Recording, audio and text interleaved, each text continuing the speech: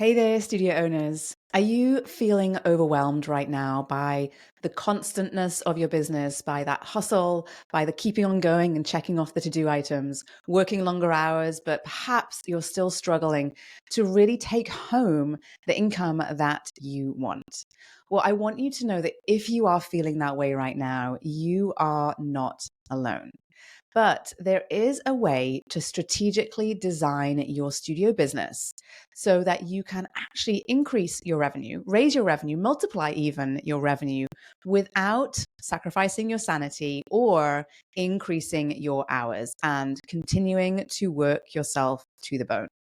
In this episode of the Pilates Business Podcast, I'm going to share with you a few areas to focus on and some strategies that you can implement now to work smarter, not harder, and increase your studio's overall income and revenue, but also perhaps more crucially, what it is that you take home and pay yourself. Well, hi there, I'm Seran Glanfield. I'm a business and marketing strategist just for boutique fitness studio owners like you. If you're ready to be inspired and make a bigger impact, you're in the right place. All you need are a few key strategies, the right mindset, and some support along the way. Join me as I share the real-life insights that will help you grow a sustainable and profitable studio. This is the Pilates Business Podcast. Welcome back to the Pilates Business Podcast. I'm Seran Glanfield, and I'm thrilled that you're here with me today again. We're talking about numbers today. We're talking about revenue. We're talking about profit. Two things are not the same. And so we have to be really careful when we talk about some of these things and making sure that we're talking about them the right way. And, when this is something that, when you came into this world of business ownership, I'm sure that you were probably thinking this was going to be something that was, creating revenue was going to be something that would happen as long as you kept working hard. And this is a mindset that many of us who come into business, willing to embrace those and throw ourselves in at the deep end and figure things out and get things done and keeping going through all of these things, we find ourselves in this place. And when you do that in the beginning, that is something that probably is the reason why you are in business today. So I'm all about hard work, but I think there comes a point in your business where you need to find a way, or that is helpful to find a way to strategically design your business so that it is not designed around you and as long as you are working in it or for it, that we are able to design your business in a way that actually allows it to run and operate and to spin off revenue and income for you without you needing to be in it all the time, right? Or at least give you some freedom to choose what it is you want to be doing in your business.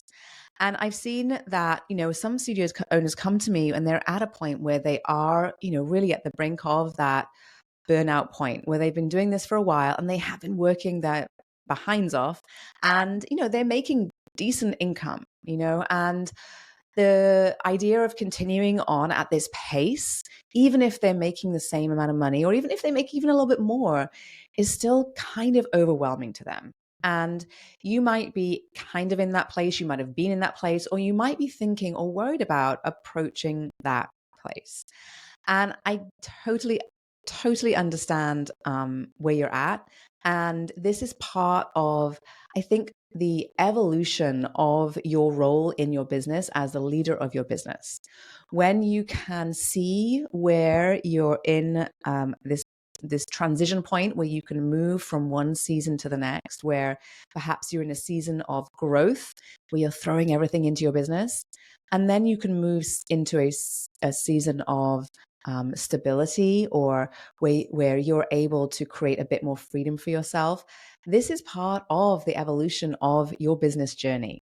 And it doesn't mean that that your business will always operate the same way it runs today, or that it will always operate in the same way it has run in the past, that you actually are in control and you have the power to design your business in a way that it actually supports you in doing and the things and providing you the income that you want to do. And I think the first thing we all have to kind of do is to get our head around that, right? And often our mindset around our business model and how hard we work or how many hours we work is tied to a lot of influences that we have had over the course of our lives, what other people are doing, role models, our competition, what we've experienced perhaps growing up around, work and mindset around all of these things. And sometimes that doesn't always tie in with what you want to do. So there's sometimes a bit of a conflict internally, and maybe that's where you're at right now.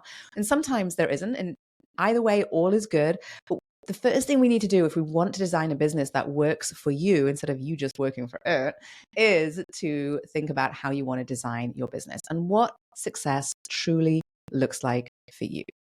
And when I work with studio owners, what we are usually looking for, what we're usually aiming towards, is not necessarily adding more and more and more hours to your schedule, to your work schedule, right? Sometimes people are very happy with the number of hours they're committing to their studio business. Oftentimes, more often than not, people would like to have the flexibility or the option, or that they truly want to work less. And it is possible to have a growing business without you working more hours. And in order for that to happen, we need to be thinking about our business slightly differently, because it's not about working harder. In fact, making more money doesn't always mean you working more hours. It's about working smarter with the hours that you have, because there are strategic ways to leverage the time that you have available and the resources that you have around you to increase your revenue of your studio and the income that you are taking home without sacrificing your well-being or the quality of the services that you offer. Truly, there is. I've seen it. I support studio owners doing that every single week inside of Thrive. And it is truly transformational when you approach this with the right mindset and then take the actions that you need to take to switch gears in your business and to maybe make your business into a machine, an engine that can be run and doesn't require you to be there constantly making it run, right? And so I want to share with you today a few things to think about in your business, a few of the gaps that I typically see that are often holding people back, and just some things that you might want to do differently or to think about differently in your business. And so, when we think about your business and your business design and what you want for your business, so I'll be totally honest with you, some people come to me and they want to grow, multiply their revenue. They want to have multiple studio locations. They want to be big, big, big. And that is amazing. And I also have studio owners that come to me and say, I want to build a business that looks like this, that looks like me being able to have flexibility and freedom, that has influences and impacts the health and wellness and well-being of people in my community. I want to teach and train and work with people who are energizing and passionate about movement just like me. I want to help other people to feel the amazing benefits of what I do. And somewhere between the two of those is where most people kind of sit, right? And so to me, it doesn't matter whether you want your business to stay the same size in terms of the number of people you're teaching or the number of people on your team, or if you want to grow and expand your business. It doesn't matter to me which of those two things. It's not for me to decide what your version of success looks like. But what I do within Thrive and with the studios that I coach and the people that I help to grow and to be successful in their business is I help them to reach their goals, right? And so as I'm sharing this with you today, and I share that with you because there is context to all of these things. There are things that exist in your business and the ways that you do things in your business that other folks may not be doing. And I think sometimes that's why we listen to podcasts like this to get some context, to see kind of outside of what we're already doing, the things that might be able to be done differently. And sometimes it might be better, and sometimes it actually might not work for you. So keep that in mind and always be thinking about, okay, how am I doing things, and what do I want to get to, and where do I want to go with my business? And then take what you're picking up here and see how that can apply. Okay. Because I do not think, and I know that there is not a one size fits all cookie cutter approach to running a business or growing a business or scaling a business. And for most of you listening to me today, I know that you came into this world looking to share what you love with other people, and you want it done right. You want the people in your studio to get a fabulous experience from their sessions. You want to build community. You want to develop a place where people feel safe and comfortable and happy and joyful. And you want to be able to do all of that as well as get paid for what you have dedicated to delivering on that. And you're absolutely able to do that. Okay. So I'm going to share with you just a few of the things that you might want to take into consideration as you think about how you want to design your business for more profit. Okay. And without necessarily adding more time to your schedule. Okay. So the first thing we want to make, we want to make sure we're doing is that you are optimizing your pricing. Okay.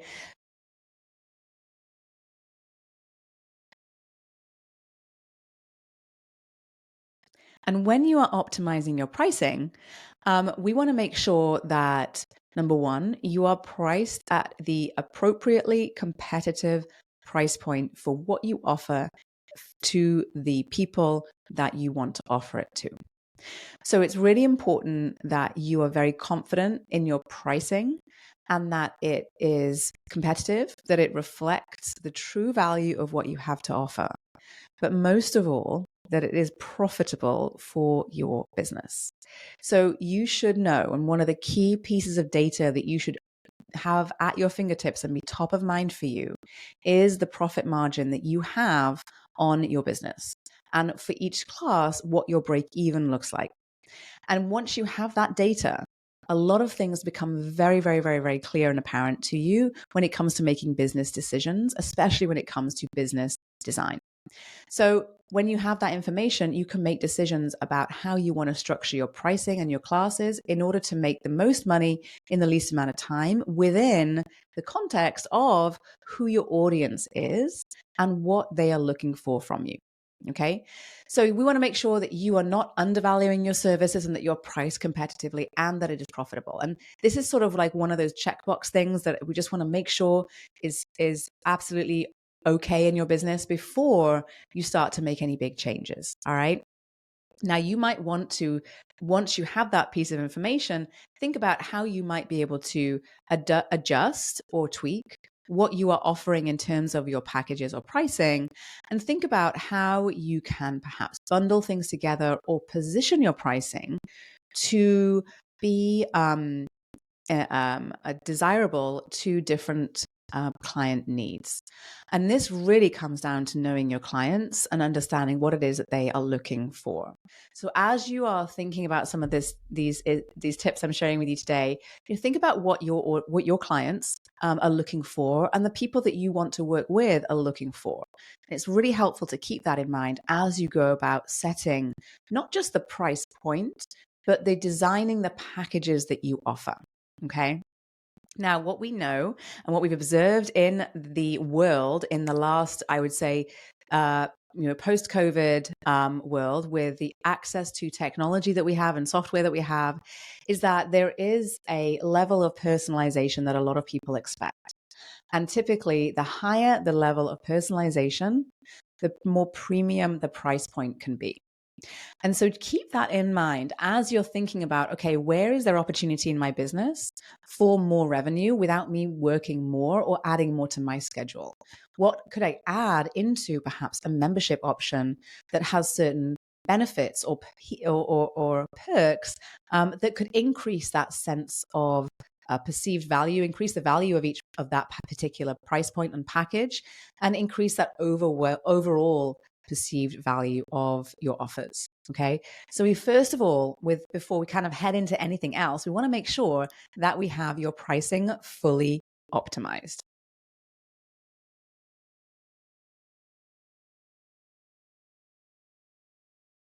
Then we want to think about how we can start to use some of the amazing software that we have at our fingertips to automate a lot of some of the tasks that tends to be very time consuming. All right. Or even to perhaps organize ourselves a little bit better so that we aren't letting things slip through the cracks. And, I think this is an area I've talked about it a lot here on the podcast, and I talk about it a lot inside of my Thrive program. where I share a little bit more insight into what you can be doing with some of these automations. And I actually help a lot of my studio owners in that program to set up their automations and make sure that they are working for them. And it's amazing how many, how many opportunities there are for us to really make sure that we are tapping into those revenue potentials without overwhelming our clients, without feeling pushy to them, but using the software that we have to understand a little bit more about your client behavior and making sure that you are showing up in front of them at the right time, with sort of those little unique pieces of encouragement or inspiration that supports long-term retention in your business. And the number one way to really scale your business is to make sure that you are not losing folks through a lack of retention efforts or a low retention. So we want to make sure that we are exploring all of the marketing automation tools that we have available to you to streamline your outreach and nurture all of those warm leads or even cold leads that come into your business. You also want to make sure that you are utilizing a really sensible online booking system or client management system to make it really easy for your clients and your potential clients to schedule their sessions with you and to manage their memberships and to find ways that they can hopefully manage a lot of the admin that goes with scheduling and payments themselves. And for the most part, in our world today, we all have subscriptions in all different places. So it is not new to most people these days to be going online and managing their own memberships, pausing, freezing, and so on. And if you are able to make sure that your clients know how to do some of these things, which is where you can kind of perhaps train them a little bit and give them some tips, you will be able to take a lot of admin off of your plate. So don't be scared of putting a little bit of that power into the hands of your clients. You can usually set some sort of like guardrails around it so that you give them certain access and not others, and you can put limits on all of that as well. But you want to make sure you are utilizing these the automations and the booking system that you have to enable your clients to facilitate managing some of their own admin. Okay. And this will all free up a lot of time for you and a lot of headaches and stress that might come from trying to figure out some of these things for your clients. And then on top of that, you can use some of these tools and systems to set reminders and tasks for yourself, but also for some of perhaps even your team members to help make sure that no one or nothing gets missed or that slips through the cracks. So truly, in this world that we are in today, you do not need to have pen and paper and index cards and note cards and anything like that to manage your business. You need to have your business be online and and have software that is supportive of you and your business growth and scale.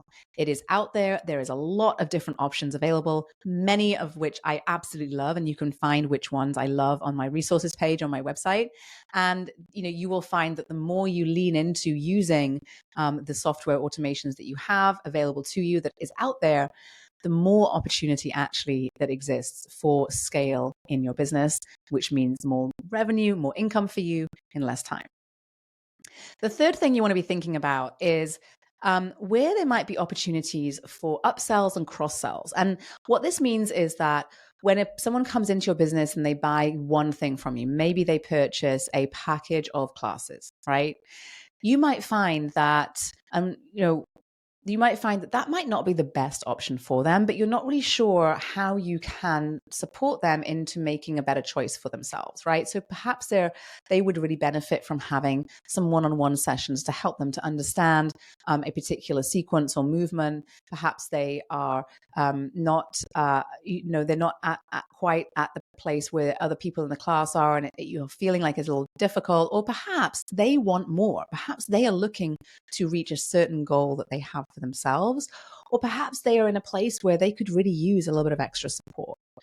And, when I work with my studio owners inside of Thrive, and we dive into this actually specifically inside of my marketing intensive, we build out a customer journey that is aligned with your brand and your brand values and your brand message and your brand promise. So instead of just throwing a whole lot of more stuff into the mix, we're actually very strategic about what it is that you offer to your clients in your business. And what the outcome of that is that you ultimately end up with a customer journey that has a lot of opportunities for more revenue growth, because you're designing a customer journey that is specifically for getting an outcome that you know is possible for your clients. And when you design a customer journey around that, you're able to make recommendations along the way that are very, very personalized for your clients. And you can make recommendations at every point throughout that customer journey that will be relevant to them and that will help them to meet their goals faster or more easier. So it really is important to think about that customer journey and where along that customer journey you might be able to perhaps make a recommendation for relevant products or services at various points along that path that they're taking. And when you're thoughtful about that customer journey, you will see where opportunities exist for upsells and cross sells. And by upsells, it might be adding on, like I suggested, one-on-one sessions here and there, or that was just an example, but there are a lot of other things you can do. But it might also mean adding on a signature program for you, or it might also mean adding on some specific recommended products that you're selling in your studio, right? So this might be a really nice way to increase your revenue, to increase your income, and to add more, add to your average client spend, right? And we really like that. So you're keeping one client, but now they're spending more money in your studio. That is scale. Okay. So you want to think about how you can strategically do that. And I'm not a big fan of just kind of picking out random stuff and saying, hey, buy this, hey, buy that. I find that does fall flat. You kind of, there needs to be, in my mind, a specific intention and purpose behind it. Okay. Now, above all, and you've heard me say this word a lot on this podcast today, but above all, what we're focused on, we're thinking about how to drive revenue and profit in your business, is we really need to be focused on client retention. And so what that means is that we need to be focused on engaging and connecting with your clients, not just at the point of that first purchase, which is where I find there is like this huge emphasis and sort of maximum like outreach, but at every point along that customer journey thereafter. So your client should not feel that once they have purchased their membership from you, or once they've purchased that first package from you, that then they are kind of disappearing into the abyss, that they don't never see you or hear from you again. We want to make sure that once they're in your studio, that they feel like they belong, that they feel a part of your community, and that you are doing things in your business to support all of that. And inside of Thrive, we talk a lot about the different things that you can do that make it super fun for your clients and super fun for you too, to make sure that you're making this atmosphere and experience for them that is really positive and something that they want to keep coming back to. And I know that there's a lot that we can do with referral programs and loyalty programs as well to incentivize your clients to spread the word, and even to reward clients that keep coming back and show them your appreciation. And all of that truly matters. And all of that matters to drive and boost and increase and maximize your retention, which is one of the key focus areas that we have inside of Thrive, alongside, of course, top of funnel marketing and attract marketing, which is your lead generation and visibility, bringing people into your business, because we need both of those things to truly fuel your business growth. Okay. So there you have it. A few ideas, approaches, and things that you might want to focus on to increase your studio's revenue without adding more and more and more and more to your plate and sacrificing your well-being or the quality of your services. What I found is when you strategically assess your customer journey, like we do inside of Thrive, you find opportunities for revenue growth, for more profit, where there are gaps right now in your business, because we don't want to scrap what we have and start from scratch. I want you to, I should say, work a little bit smarter with what you have. Make sure that what you have right now is operating like a well-oiled machine. And so when you're optimizing your pricing and you're leveraging technology and software, and you're strategic about what you're selling when, with great messaging and great marketing, and you're able to really create that very sustainable and profitable business that allows you to perhaps focus on whatever it is actually that you want to focus on. Maybe that is more marketing, and maybe that is more teaching, or maybe that is actually perhaps being out of the studio a little bit more. Okay. So if you're looking for more in-depth guidance and support on all of these things, and you'd like to do a full assessment of your customer journey and find out where there are gaps in your revenue right now that you could be filling, then you might want to check out Thrive. And enrollment is open right now. There are a few spots left. And I will tell you that the folks that come into this program find that the momentum it creates for them is something that just allows them to continue to evolve and to grow both professionally and in life, and be able to take and do the things that they really want to do, whether that is, like I said, more in their studio or more outside of the studio. So until next time, remember, this is all possible for you. There is a ton of opportunity out there for you, and all you have to do is be willing to go out there and get it. So I hope this was helpful to you as you go about building your boutique fitness business. If you enjoyed this episode today, and I hope that you did, I would be so appreciative if you could go and take a quick minute to go to wherever you're listening to this and rate and review the podcast. It would mean so much to me and would help to get this out there into our beautiful community so that more teachers just like you can feel encouraged and supported on their journey in our industry.